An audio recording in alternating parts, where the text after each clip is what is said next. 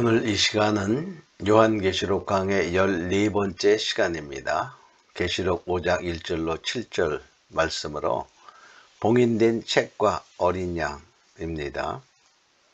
계시록 강의로 보면 14번째지만은 또한 5장을 보면 5장으로는 첫 번째 시간이 됩니다. 봉인된 책과 어린 양입니다.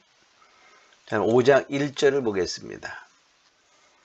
내가 보매 보좌에 앉으신 이의 오른손에 책이 있으니, 자, 보좌에 앉으신 이의 오른손에 책이 있다. 이 말씀은 바로 하나님의 주권 속에 있다, 그런 말입니다. 보좌에 앉으신 하나님을 의미하게 되겠죠. 자, 거기 오른손에 있다는 말은 하나님의 주권 속에 있다. 그럼 하나님의 오른손은 과연 어떤 손인가를 봅니다. 그 손에 있는 책은 바로 두루마리 책을 말하죠. 옛날에 성경은 두루마기로 되어 있어요. 자, 첫 번째, 예수님의 손이 하나님의 손이죠. 누가복음 4장 40절에 보면 예수님의 손은 바로 치료의 손이었어요. 자, 병자들을 예수님께 데려올 때에 이렇게 말씀하고 있습니다. 예수께서 일일이 그 위에 손을 얹으사 고치시니, 예수님이 손이 닿는 곳에 치료함이 있었어요. 또 누가복음 24장 50절에 보면 예수님의 손은 축복의 손입니다. 예수님이 하늘에 오르시기 전에 제자들에게 축복하셔요. 누가복음 24장 50절, 예수께서 저희를 데리고 베다니 앞까지 나가사 손을 들어 저에게 축복하시더니, 이렇게 축복의 손입니다. 또 주님은 성도들을 붙드시는 의로운 손입니다. 이사야 41장 10절에 보면 두려워 말라, 내가 너와 함께함이니라. 놀라지 말라, 나는 네 하나님이 됨이니라. 내가 너를 굳세게 하리라. 너를 도와주리라. 참으로 나의 의로운 오른손으로 너를 붙들리라. 하나님이 우리를 의로운 손으로 붙들어 주셔서 우리를 의롭게 하시고 의로운 길로 인도하시죠. 또 시편 17편 7절에 보면 주님의 하나님의 손은 구원의 손입니다.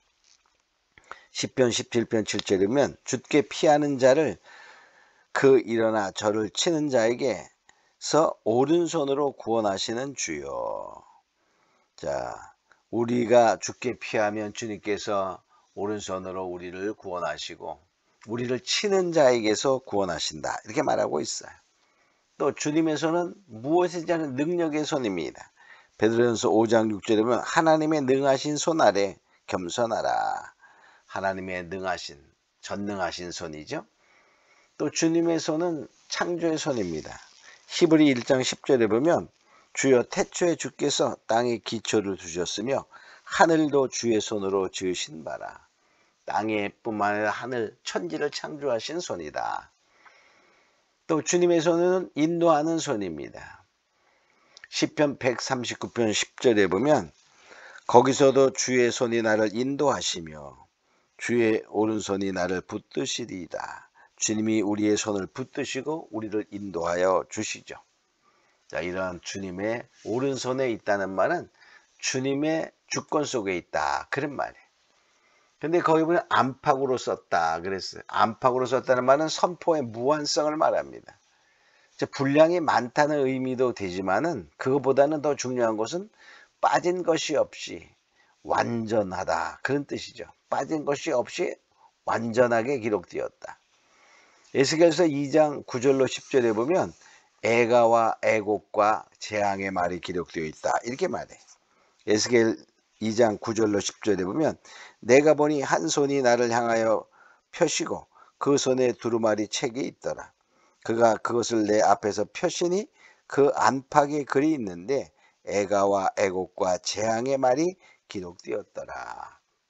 즉 안팎으로 썼는데 선포가 무한하되 마지막 때 이 말씀의 특별히 중요한 것은 거기에 많은 그 애가, 애곡, 재앙의 말들이 있다. 그러니까 그 말씀을 잘 우리가 붙들고 그 말씀을 따라가야 그 재앙에서 피하는 길을 알게 된다는 것이죠. 자, 근데 7인으로 봉하였다. 그 말은 아무나 열 수 없다, 뗄 수 없다, 그런 말이에요. 7은 완전수입니다. 그래서 책의 내용이 완전할 뿐만이 아니라 그것을 봉함이 완전하다, 그런 뜻도 되죠. 그래서 이것은 하나님의 계획서로서 오직 하나님만이 밝힐 수 있다. 그 누구도 할 수 없어요. 하나님이 허락한 자만 알 수 있고 밝힐 수 있다 하는 의미가 됩니다. 자, 2절을 봅니다. 2절은 힘있는 천사가 큰 음성으로 외치기를 누가 책을 펴며 거인을 떼기에 합당하냐. 이 말은 뭡니까? 큰 음성으로 외쳤다. 누가 책을 펴며, 그러니까 반드시 이 책을 펼 사람이 있어야 한다는 거죠. 반드시 개봉되어야 할 책이다 라는 것을 말해요. 또 이 말을 책을 펴기 합당한 자를 찾기 위한 외침입니다. 큰 음성으로 외쳤다. 그 말은 이 책을 누가 펴냐, 누가 합당하냐, 그런 사람을 찾는 그런 외침이다, 이렇게 보면 됩니다. 큰 음성은 바로 위급함, 임박, 중요성을 의미해요. 그러니까 누가 펴냐, 누가 합당하냐, 이 말은 특별한 자격이 요청된다는 거죠.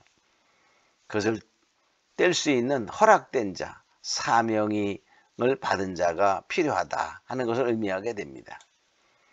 또 3절에 보면 하늘 위에나 땅 위에나 땅 아래나 능히 책을 펴거나 보거나 할 자가 없더라. 그러니까 이 천지의 전 우주의 피조물 가운데 하나님의 감추었던 비밀을, 하나님이 봉한 책을 밝힐 수 있는 자는 없다는 거예요. 그러니까 뭡니까? 하나님만이, 그 허락된 자만이 바로 할 수 있다, 그 말이에요. 하나님이 알려주어야만 알게 된다 하는 것입니다. 합당한 자가 보이지 않기로 크게 울었더니, 그러니까 피조 세계에 뗄 사람이 없음을 알고 크게 울었다는 말은 반드시 이 계시를 알아야 될 텐데 알 수가 없어요. 그래서 계시를 알고자 하는 그 열정의 울임, 열정의 몸부림이다, 이렇게 볼 수 있어요. 그렇게 우는 자에게 하나님 위로하셔서 울지 말라 하는 위로의 말씀을 하신 것을 보게 됩니다. 자, 5절에 보면 유대 지파의 사자 다윗의 뿌리가 이기었으니 이 책과 일곱인을 떼시리라. 그러니까 일곱인을 떼실 그 자격을 갖춘 분은 바로 유대 지파의 사자 다윗의 뿌리다, 이렇게 말하고 있어요. 여기가 이긴 자, 그 말이에요. 그럼 유대 지파의 사자는 누굴까? 다윗의 뿌리는 누구를 의미합니까? 자, 바로 예수님을 의미하죠. 예수님을 통해서만 하나님의 계시의 뜻이 공개된다, 그런 말이에요. 자, 유대 지파는 뭐죠? 창세기 49장에 보면 야곱이 아들들에게 축복합니다.